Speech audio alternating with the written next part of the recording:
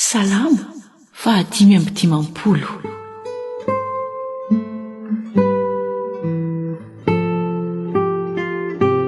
Fitarainana nataon'izay navadiky ny sakaizany mahatoky azy.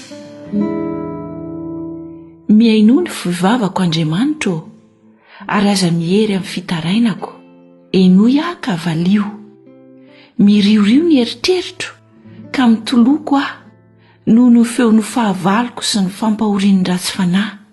Fa mampianjera lozaniko reny ary amin'ny fahadizerana no ankahalany aho. Mangororo ato anatiko ny foko ary mamely ahy ny tahotra ny fahafatesana. Tahotra sy ovotra ny mahazo ahy ary manafitra ny orooro ka hoy izaho, enganeka manana elatra tahaka ny voromailala dia andositra ka ahita izay itoerako. Eny, andositra lavitra ka hitoetra ny anefitra.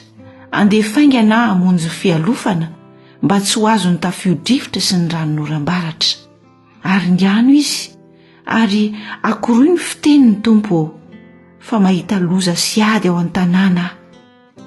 Ho didiny andro aman'alina eny ambonin'ny mandany io ary eloka sy fampahoriana no ao aminy. Ratso no ao anatiny ary ny fitaka sy ny fanangolena tsy mba miala amin'ny lalambeny. Fa tsy fahavalony nanaratsy aho, fa raha izany dia niaritra ihany aho.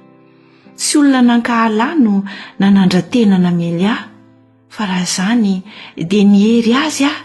Fa ianao, lehilahy mitovy sarangamiko, namako sy sakaizako indrindra, dia isika izay nifankamahy resaka ka niara nandeha tamin'ny maro ao an-tranon'Andriamanitra.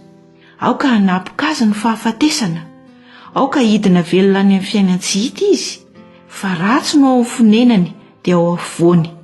Raha izaho dia Andriamanitra no antsoiko ary Jehovah no monjy ahy. Hariva sy maraina ary mitatao vovonana no hitarainako sy hitolokoko, dia iaino ny feoko izy. Ka hanavitra ny fanahiko ho amin'ny fiadanana ahafahako amin'ny adiny reny amiko. Fa maro ny miady amiko. Iaino Andriamanitra izay mipetraka hatramin'ny taloha ka hamaly ireo olona tsy miova toetra sady tsy matahotra n'Andriamanitra. Efa naninjitra ny tanany amely izay niavana taminy izy, namadika ny fanekeny izy. Malambo noho ny ronono mandra ny vavany, kanjo ado no ao am-pony. Malemy noho ny diloilo ny teniny, kanjo sabatra voatsoka ireny. Apetrao amin'i Jehovah ny entanao ary izy no anohana anao. Tsy avelany angozozo mandrakizay ny marina, fa ianao Andriamanitra no ampidina ireo any andavaka fanimbana. Ny mpandatsa-dra sy mpamitaka tsy ahatratra ny atsasaky ny androny, fa izaho kosa dia atoky anao.